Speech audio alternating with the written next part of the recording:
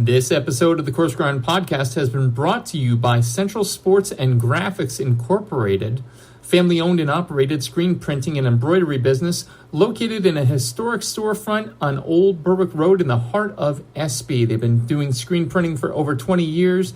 They have high-quality product at a low price. Be sure to check them out. Central Sports and Graphics Incorporated, 570-784-1212. Now, on to the show. Hi, this is Stephen Reichland from Project Fire and Project Smoke, and you're listening to Shawn Rosler on the Coarse Grind Podcast.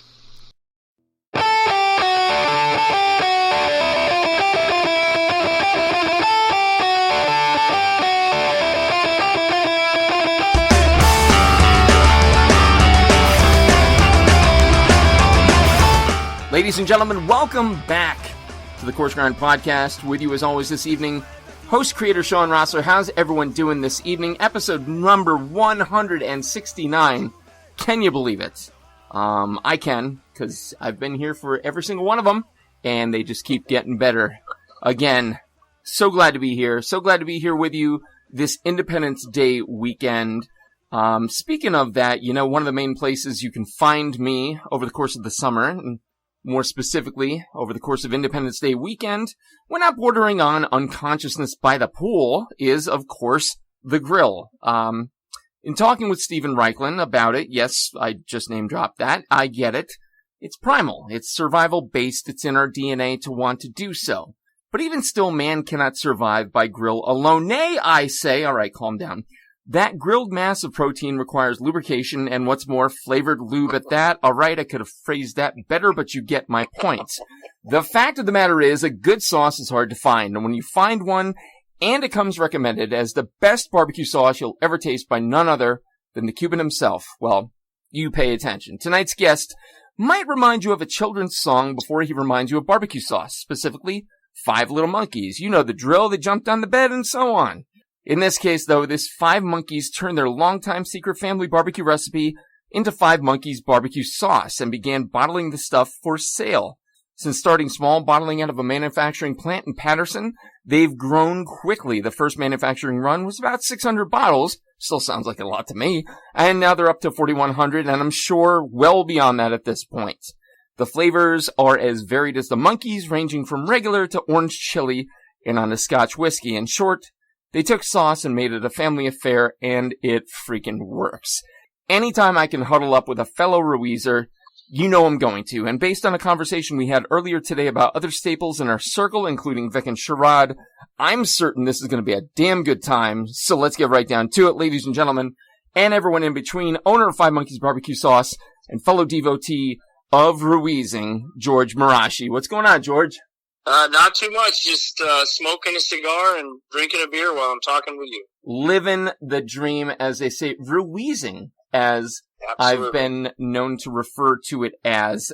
Thank you so much for hanging out with us tonight. Again, I couldn't be more glad. I've never, I typically see missed calls and I'm annoyed by them, and I told my wife I saw your missed call, and I'm like, oh, shit, does he need to reschedule? And then, 15-minute conversation ensues about, guys we know and love, and I'm like, that was the greatest mid-afternoon treat ever. Well, that's, with the kids here. And anyway, moving on. Again, thanks so much, man, for hanging out. We're going to have a good time tonight. For folks new to the program, for folks with awful short-term memories like yours truly, starters, mains, and afters. The starter segment of the show, we're going to talk about where the guest in question came from. How did they get to where they're at today? Mains, we're going to talk about where they're at today and what they're doing with that. Finally, afters, a little bit more irreverent, a little bit more off the cuff. But no one, I repeat, no one has been seriously or profoundly injured in 168 episodes, so I don't see it happening tonight. So without further ado, George, talk to me about where and what you grew up eating. Well, I grew up in a large family, and it was my dad was his parents immigrated from Switzerland, and so food was a huge event. Every day that's kind of where everybody ended up. Mm-hmm. And so I always watched my mom cook and some of my sisters and whatnot. And it just kind of, food was always kind of the center of the family nucleus. Mm-hmm. And so that's it.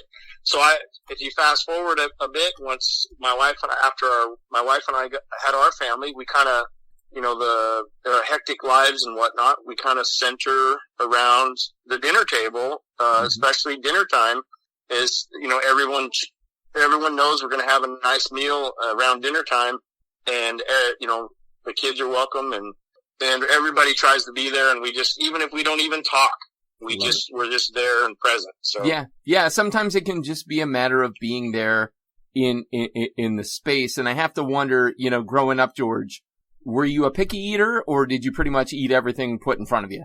Well, there was one meal made when I was growing up, and you had a choice. You either eat it or you didn't. Mm-hmm. Mm-hmm. And I ate a lot of stuff that I'll never eat again. But so now I make sure I don't cook the stuff that I can't stand.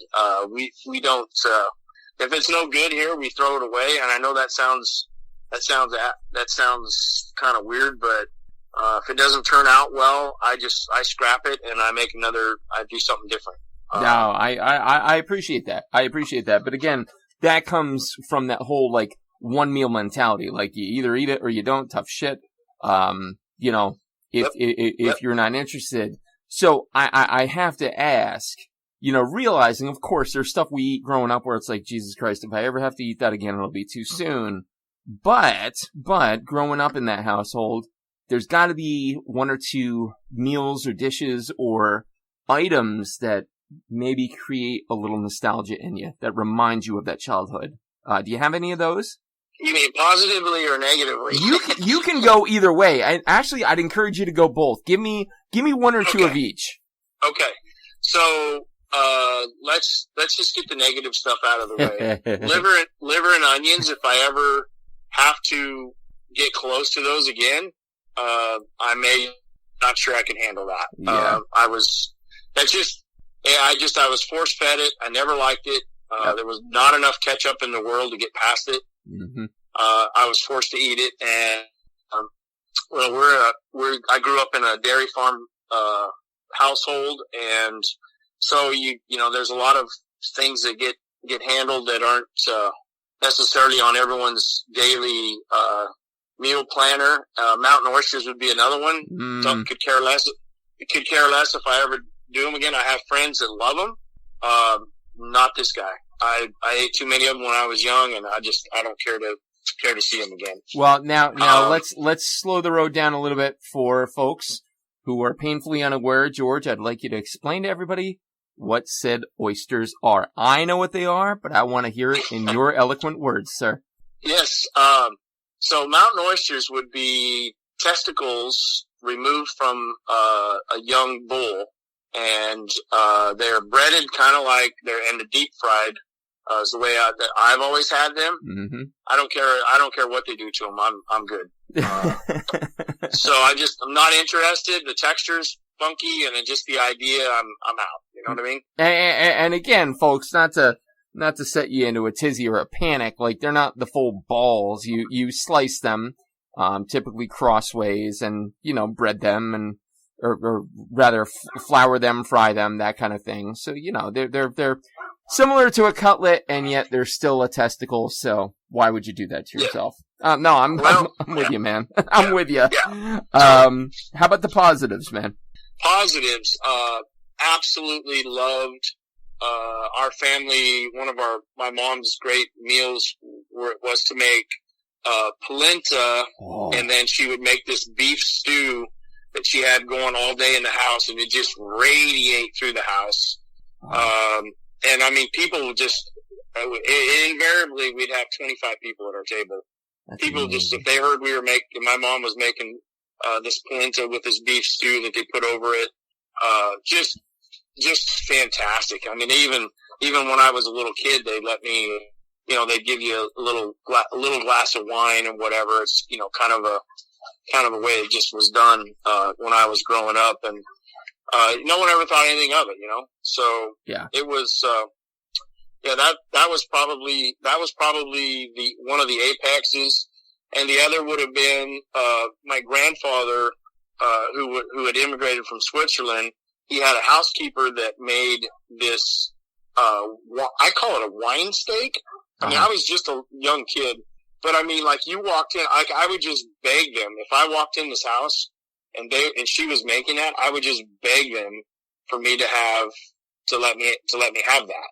That's awesome. And it was just fantastic. So I have, as an adult and as a guy who likes to cook, I've replicated that, and now that's part of my family's tradition. Even though I didn't have a recipe, I tinkered with it until I got it to where I felt like it was, in the ballpark.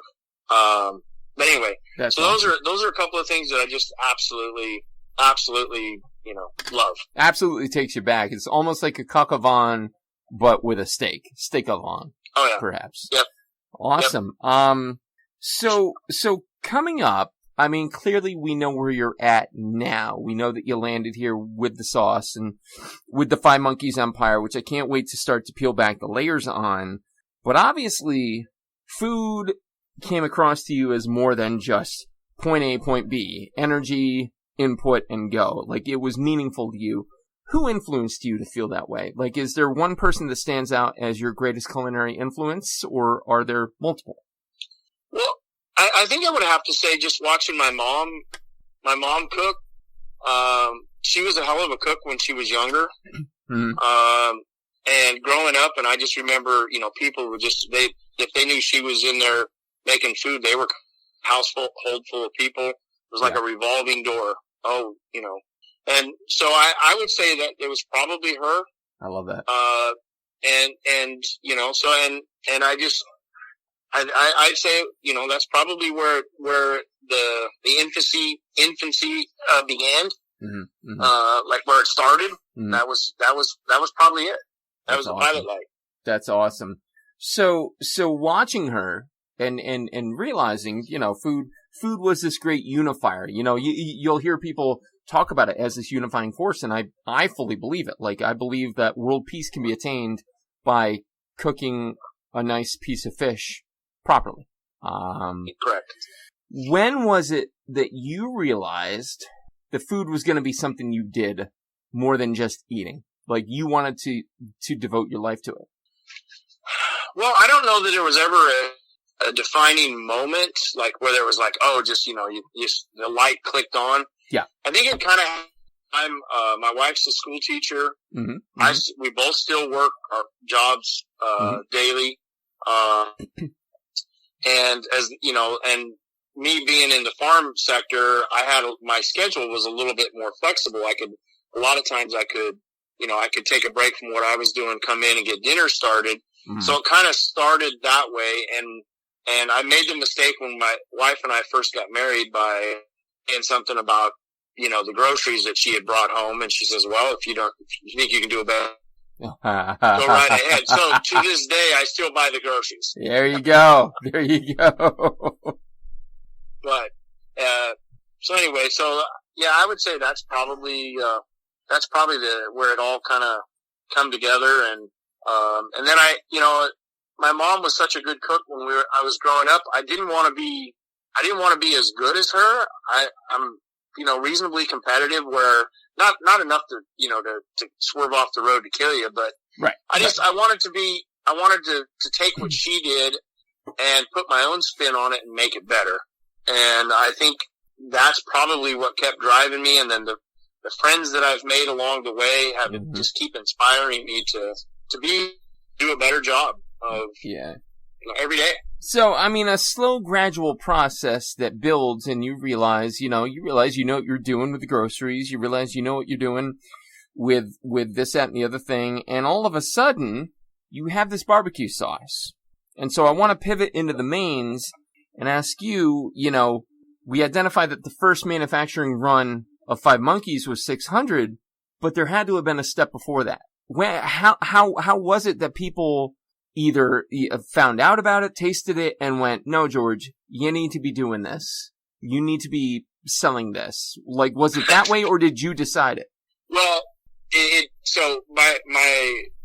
lot of times in my job that I have now, I do a lot of traveling. Mm-hmm. And so me being me, I would, after I had come up with the first barbecue sauce, the original, I would make it in mason jars, and I would have my wife pack it in my suitcase, Mm-hmm. and I would take and just hand it out to some of my friends, Mm-hmm. ask them to try it, let them know what, see what they thought. Mm-hmm. Well, pretty soon I was having to check 2 bags because I had one with sauce and one with cloves. Yep.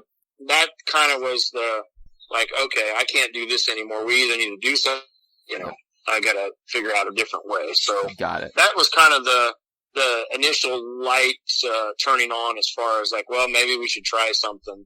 Yeah. So that's kind of where that part started, I suppose. Yeah. So the mason jars then, and this is so funny because, I want to focus on COVID just for a second. I think COVID, for a lot of us creatives, turned us way more into makers than we ever were before. Like, I would brew a microbrew batch once a year of 5 gallons, right? I legitimately logged 7 batches last year. So I shit you not, 35 gallons worth, and bottled and given away. I actually started to bottle my own hot sauce. And people, nice. I cannot keep bottles in my fridge. I actually just sent some out to Josie Malave from Top Chef. Hey, Josie. I apologize. I'm sure you're hurting by now because there's ghost pepper and reaper in it. And, it's not a kind mistress by any stretch. But, I have done probably 6 or 7 different batches of hot sauce since COVID. Wow. And so, it turned us all into makers. Here's you doing it before there was that, we can't go anywhere, so let's make shit mindset. So you start to travel with an extra suitcase of it. How does it go from suitcase then to, hey, what if we bottle this? Well, I have the guy who's been bottling, or the company that's been bottling our sauce. We went to high school together, and I know they were bottling their own sauce. So that was kind of the thought in my head, is that we could kind of learn from them and see what we could do and whatever. So that kind of started the conversation going. Mm-hmm. But I still had this problem. My day job is super busy. I don't have a lot of extra time. Not a guy that sits still for very long. I feel that. and so, I didn't really have a lot of extra time. So I knew I couldn't necessarily do it by myself. And so my oldest son was working in Vegas, and he came home, and because I needed him to come home and help me with my day job. So Mm-hmm. we were riding around one day, and I asked him, I said, hey, what would you think if we tried this? And would you be willing to help run it so that we could get this off the ground? Because I can't do it all myself. Mm-hmm. So so he agreed to help with that. And so now the extra vehicle in a person to help me push that, and to do all the things that I didn't have time to do. Mm-hmm. So that started the ball rolling on that part. And so basically we had no idea what we were getting into. Mm-hmm. Not a clue. And had we known, I'm not sure that I would necessarily, I'm not saying I wouldn't do it again, but there's a lot of things that go on in this business that are tough to take. Yeah. No, that's people, it. So, George, can you timestamp that for me? What year was that started? That would have been 2016 is when we started. Okay. When we started the inception of the concept of going for it. Yeah. So we started bottling in 2017. Okay. So bottling in 2017. You do your first run of 600, which I assume was the core recipe, the barbecue, straight and narrow. It hits. It then goes to 4,100. Is that the number you're at now? With, I know just in doing my homework, 5monkeysbbqsauce.com for folks interested. Amazon, Facebook, Insta, they're all over the place. Go check them out. 4,100 was the number that the article referenced from 2018. I got to imagine that's gone up since then. Yes. Okay. No, that's probably tripled or maybe a little bit more than that. Fantastic. But here's where our problem is with the COVID issue is, I mean, like, it started off great because we were in a pretty good inventory situation when COVID hit, and things were great because everyone was at home and they were ordering, and we had the product, and it was going pretty. It was good on that front, but it got as COVID was kind of going on, the supply chain started tightening up a little bit. Yep. So it's made us kind of do a little pivot on some of this stuff. Okay. And so we're learning, we're changing, we're growing, in maybe different ways, but I think in better ways, because I'm a firm believer that everything happens for a reason and there's no chance meetings in your life. Amen, amen, amen. Yeah. I mean, this is, we were laughing about it earlier today. I met Gloria for a reason, and, you obviously know Gloria, and here we are talking tonight. So everything in due time. So we navigate COVID. We're trying to get back to the normal. You have different flavors on the book. How did that begin to happen? Was that just a natural evolution, or was that pretty deliberate on your part to say, like, we need more than just one type?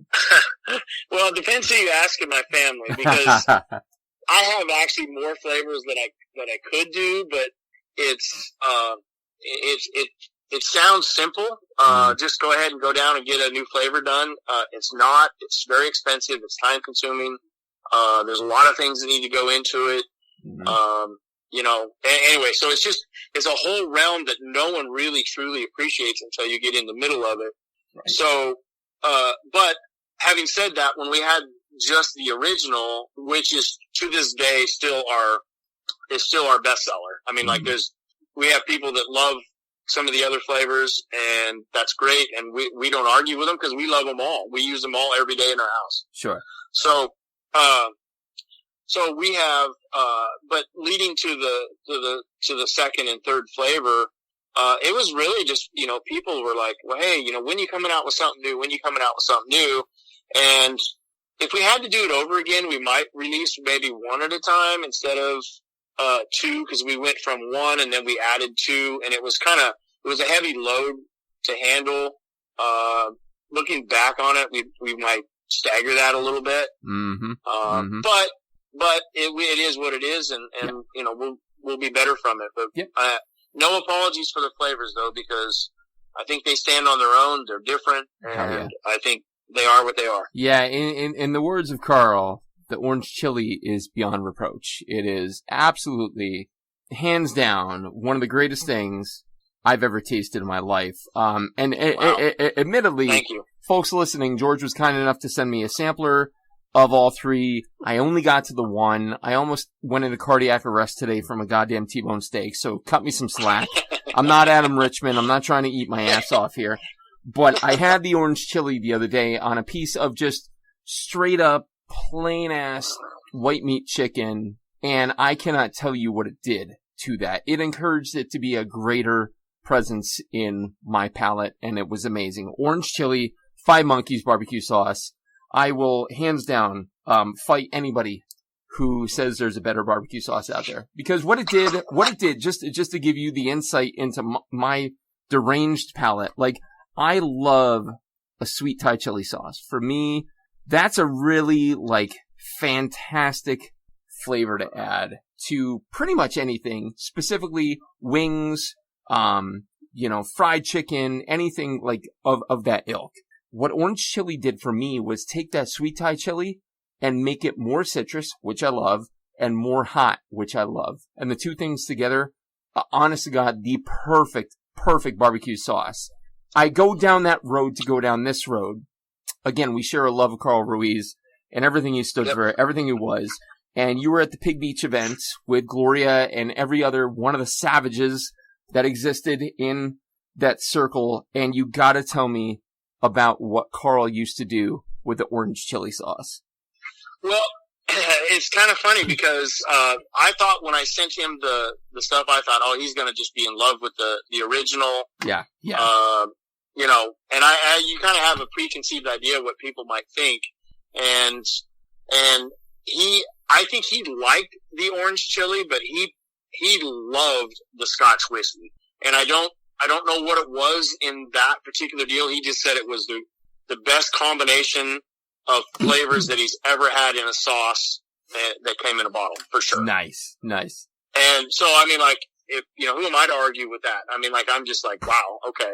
Yeah. But the orange chili, he made for the guys at the La Cubana. He used to keep it in the kitchen there, and he'd whip up something for the guys, friends that would come in or whatever. He would do it. It obviously was not on their menu.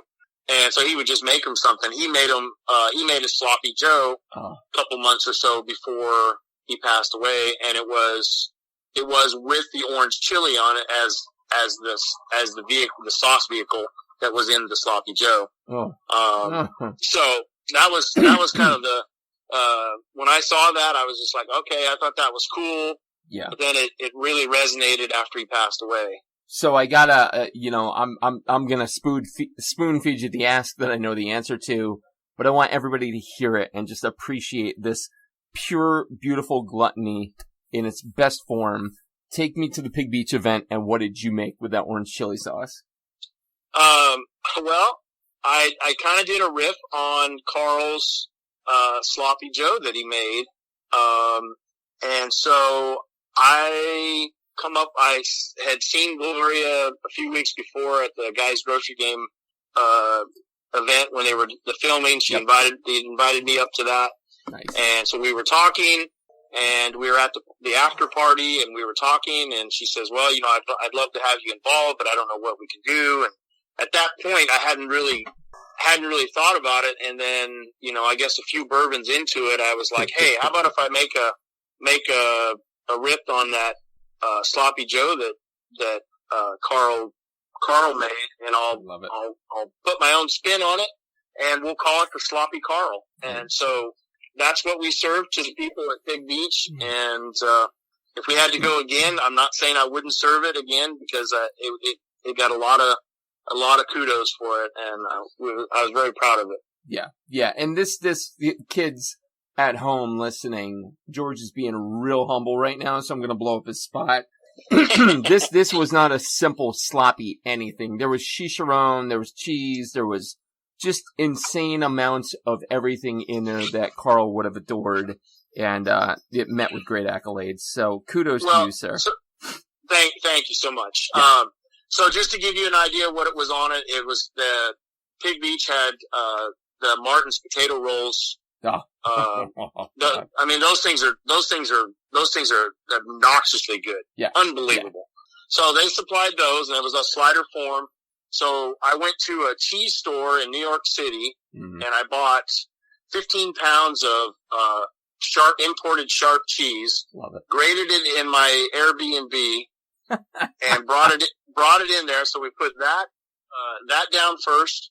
We put the Sloppy Joe mix, or the Sloppy Carl mix, if you will, on that. And then we put, we had Fritos or chicharrones. We served most of them with Fritos, but we did have the chicharrones there to go with it. And, yeah, it was pretty, honestly, in all fairness, I mean, it's a pretty nice little morsel to power down. When you get guys like Bobby Marcotte, you know, Matty Rock, and, Sherrod rolling by, and Gloria, and they're keep coming back for more. And you get a world champion barbecue guy like Chris Lilly, you know, asking for a second. Yeah. Amanda Freitag, you know, look on her face when she tried it was outstanding. I'll just leave it at that. That's incredible. So I mean, it was cool, humbling, cool, but never mind the fact that we were there for a cause, and you know, it was a great event. And I mean, it's just sad that COVID had to rear its head and do everything and shut everybody down. But I can't wait till we can do something again. I just absolutely cannot wait. Nah, man. We're coming back, and it's gonna be my goal. As I told Gloria, and I'll tell you, George. You know, I'm taking a step away from the Top Chef side of things for reasons yet to be announced. Aside from just being over them as a brand. And really focusing on stuff that we can do together as a community. And I think between Gloria, you, me, man, I think we can blow some shit up here in the next 365. So 100%. Wholly looking forward to it. talk to me about what's next, man, for Five Monkeys. So, like, you're in a good place. We're coming out of COVID. Supply chain is starting to regulate itself, unless you're chlorine pool products, which I've been getting bent over hard. Holy shit, I won't even tell you what I paid last month for chlorine tablets. But anyway, we're getting there, kids. What does the next 5 years look like for Five Monkeys? Well, I guess in a crystal ball situation here, I guess I would say that I could see our e-commerce side growing more, and maybe a little retraction on some of the retail side, just because it's so difficult to get your product from here to there, and at a price point where people feel okay about it. Yeah. And you have a lot more control, and we can wheel and deal when we're doing our own thing, and we kind of get dictated to when we're doing something else with someone else. So I get it, man. I get it. It's all about a control thing, and we really just want to take control of our own destiny. And in all honesty, Shawn, probably one of the greatest things that we do, one of the greatest things that we've done since we started this deal is the customer interaction that we have I would say with no other company that does what we do has the level of interaction that we do. I respond to the Instagram messages. I try to. I do that. I sit down at night and I try to respond to them. If I can't handle it, one of my kids do it or whatever. So that's important to us. When we went to New York City for a grand opening of a restaurant in March of 19. I brought a bunch of extra sauce with me, got an order, just so happened it was from New York City. New York City. We're in New York City and we get an order from a guy in New York City. So I asked my son, I go, hey, let's look this up and see if we can get out there. So we hopped on the subway and went out there to this guy's house, knocked on his door, and I personally delivered the sauce to this guy. And we're friends to this day. He just flipped. Like, he just couldn't believe it. He was jumping up and down. He was like, oh my God, the monkey. And I was thinking, no, it's George. It's just, it's no big deal, right? But this guy, but I could see how that would be kind of cool if, the owner, the founder, the guy that started the deal is the one who's coming and the delivery. There's no job that I wouldn't do that's involved in our company. There's probably no job that I haven't done. And the whole thing. I mean, and most of us take that stance. So it's very important for us to have that interaction, and COVID kind of robbed that from us a bit. Yeah. Because that was kind of our thing. That was kind of our shtick. If I was traveling and ironically enough, just so happens that I was in Vermont, last July, and we got an order from Vermont. So I drove 45 minutes out of my way, went and drove up to knocked on the door.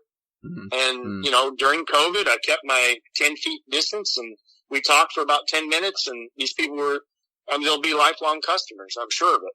I can't tell you what that means. Like, when I talk about restaurants, so typically a lot of the format here on the show, restaurateurs, restaurants, chef owners, and so on. Yeah.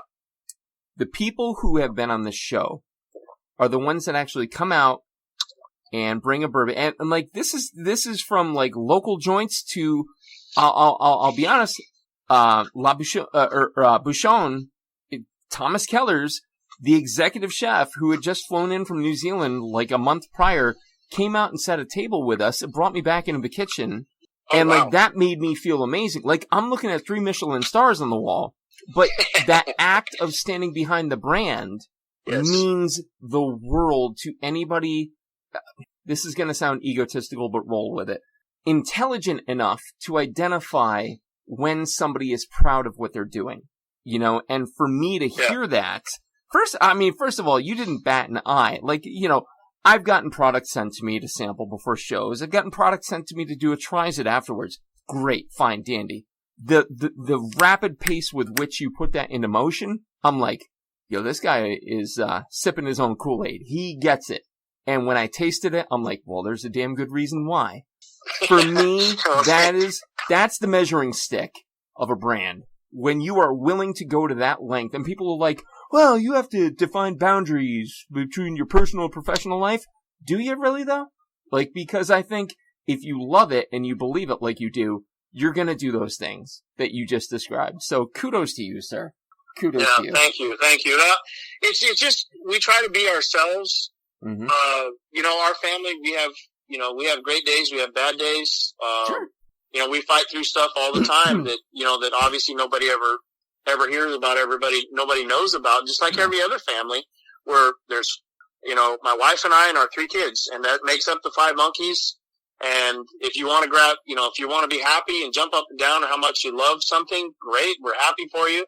And if you're ticked that we didn't handle something right, you have to go no farther than to get a hold of me. And, you know what? I'll make it right. I'll do the best I can with it, and you'll get 100% effort.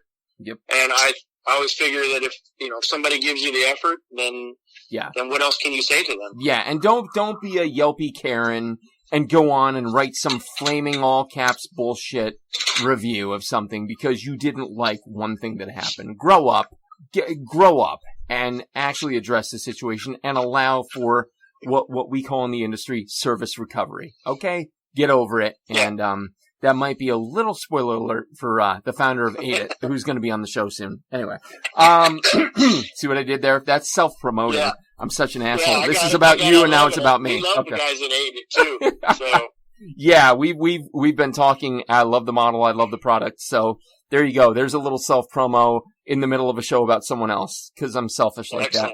I am an only child. I blame that. Okay. So incredible. Nothing but positive vibes, I'm sure. And honestly, again, just having tasted the orange chili, I have a couple weekends here where we're getting some foodie friends from out of town, including Grill Bitch herself from Kitchen Confidential. Beth Aretsky is coming to stay the weekend. And we're going to do some Wagyu with some 5 Monkeys. So it's going to be savage. That's outstanding. I love it. Keep your phone on you. I can't promise you the sobriety of the FaceTime, but I think it's going to happen. So that's you know what? And that's perfect. That you wouldn't be the first person that's Vic Hindley. My phone was buzzing late at night. I think who it was. Sugar got her. Platter. Yeah. That's it. The old, I know I told you earlier today and people have heard it here on the show, but he's the first stand-up comic to ever tell me to bend my brim. Bend your brim, Billy Ray. I'm like, holy shit. All right. I just got called out by Vic Henley on Instagram. So that was a thing that happened. That's cool. Awesome. You guys are incredible. I love it. Let me ask you some afters just to have a little fun with you before we wrap. George, you and I are cooking. We're in the kitchen together. And you're on DJ duty. What music are we listening to? Maybe a little Creed's Clearwater. Yes. I'm saying that's not a bad tune to go with. Might bust in a little Metallica. I don't know. Love it. I can listen to. I try to listen in an effort to relate to my kids. I listen to some of the tunes that they put out, or that they have on their playlist. And, if I like them, I don't care what genre it is, I'll put it on mine. I feel that. Give me an example. Like Post Malone? Like Coming In Hot. Okay. Yeah. So that's one of them. I know my kids, we have a little fun with that one. But so I do that kind of stuff. I love taking my kids to concerts if we get a chance. I think it's pretty cool to be able to go, and check stuff out. Anyway, we listen to everything from soup to nuts, Blink 182. Hell yeah. Whether it could be Bon Jovi. Okay. So we kind of run the gamut. You got to. Lil Jon and DJ Snake turned down for what? yeah. So it's nothing for us to everyone to be kind of bopping to the tunes. Maybe not quite to the effort that Carl did when he used to dance at every turn. Yes, he did. Yes, he did. Well, we kind of got a little rhythm to us, and we listen to music all the time. It's a big deal for us, and we enjoy it. I love it. All right, next question. Fictitious scenario. I'm gonna drop you on a deserted island, and you can only bring 3 foods or food type items with you, be they condiments, equipment, whatever. Inexhaustible supply, but only 3 things can you bring with you. What would they be and why? Ooh. Okay, that's interesting. I got quite a varied palate. The real question is, are you bringing the barbecue sauce, George?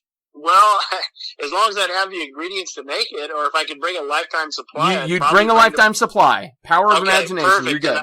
Then I definitely would, and I would probably definitely bring the original because I haven't found anything that it doesn't necessarily meld with. Damn straight. So I would probably, if I, selfishly, I guess I would bring that because it kind of makes some things that aren't so good better. Got it. And I would say that. I guess I don't know. I mean, probably sugar. Okay. And believe it or not, I'm not a huge baker, but I might bring flour with me because I know I could spin. Believe it or not, all 3 of those things I could spin into something. There you go. See, he's thinking, kids. Pay attention. Yeah. George Morasci is the MacGyver of that question. Yeah, I don't know about that, but I'd have to work at it, but I'd probably get good at it. You'd have nothing but time, buddy. Yeah.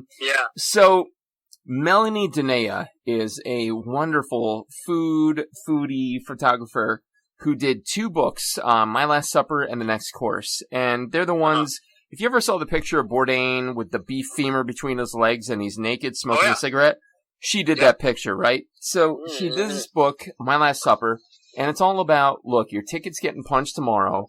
What are you eating? What are you drinking tonight? So I ask you, George, ticket's getting punched tomorrow. What's your last meal? What are you eating? What are you drinking? Who's there? And so on.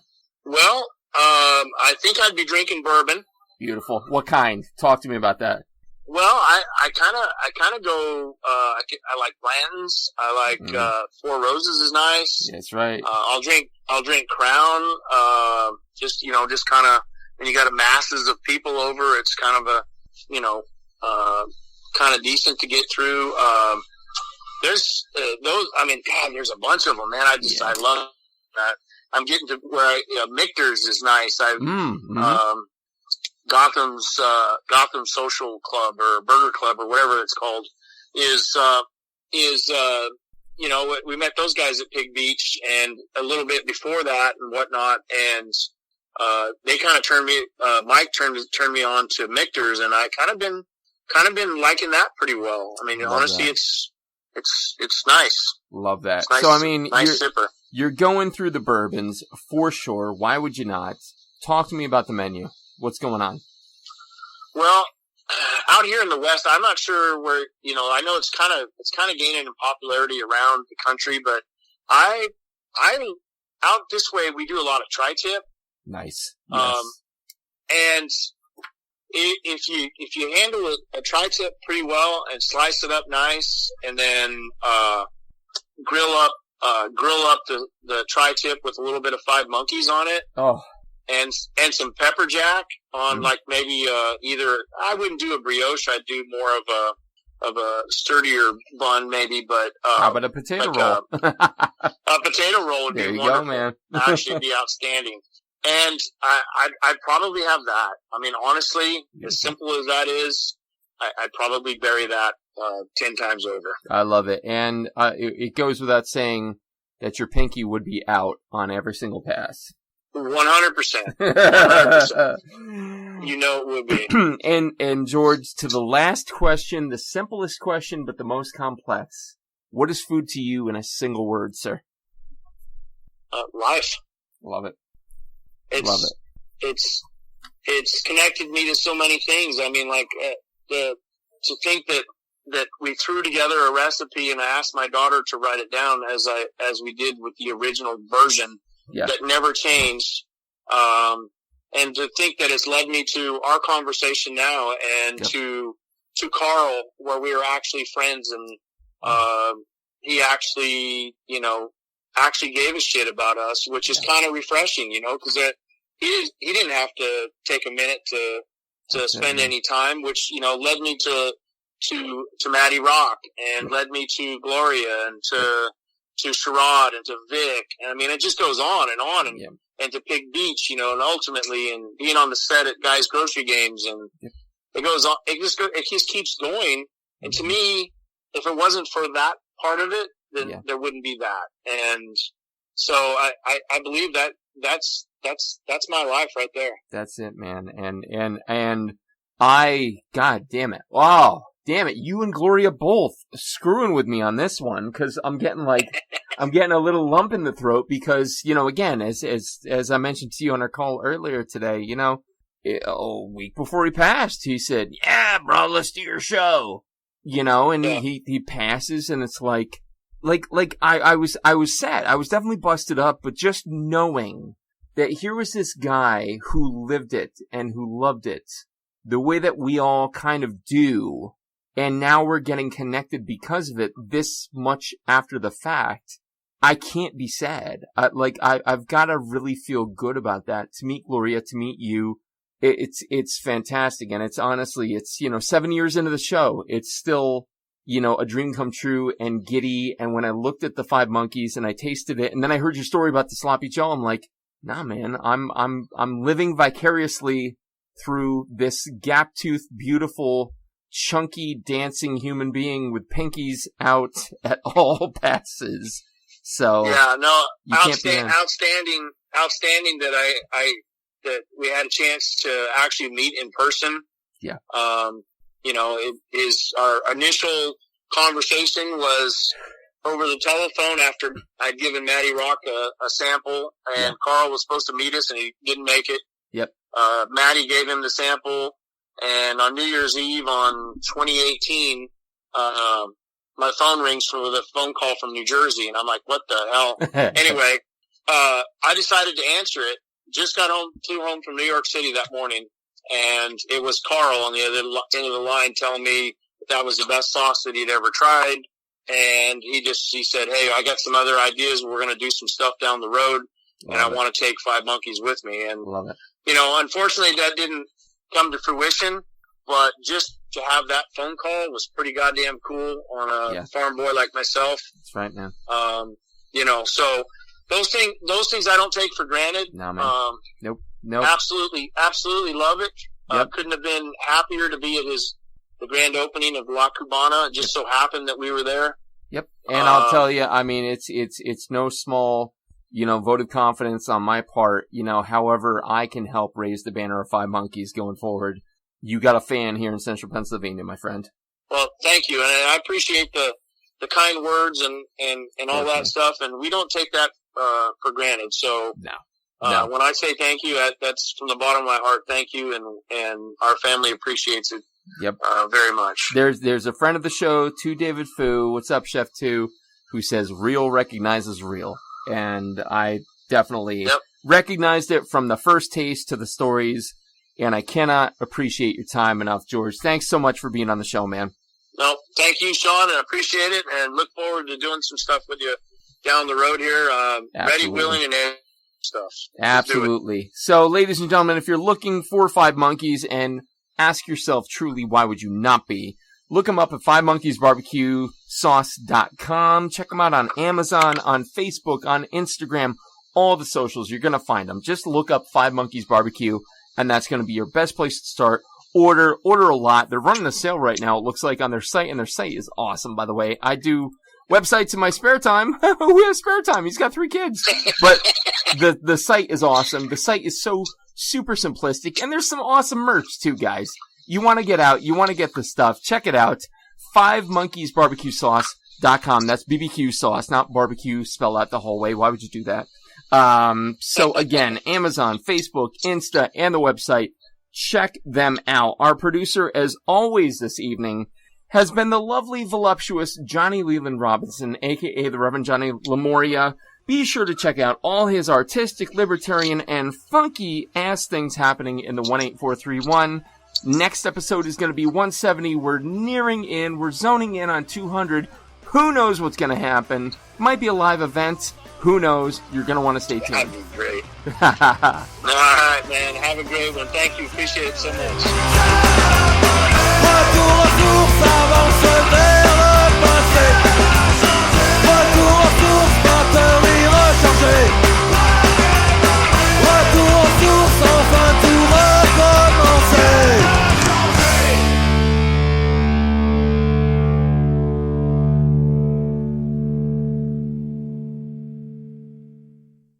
Are you passing through central Pennsylvania and looking for one of the best dining experiences and craft brew menus around?